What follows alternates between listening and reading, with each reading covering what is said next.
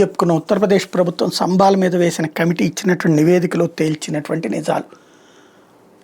దాదాపు 60 దాకా ఉన్నటువంటి జనాభా, 67 దాకా ఉన్నటువంటి జనాభా అక్కడ 45% హిందువులు, 50% ముస్లింలు అయితే ఇప్పుడు 15% హిందువులు, 85% ముస్లింలు అయిపోయారు అన్నటువంటి అనేక ప్రసిద్ధ పుణ్యక్షేత్రాలు ఉన్నటువంటి. అయితే ఇది ఇవాళ కాదు, దశాబ్దాలుగా వ్యూహాత్మకంగా జరుగుతున్నటువంటిది. 1924లో వందలాది హిందువులని ఊచకోత కోసారట, కుటుంబాలని చంపేశారట.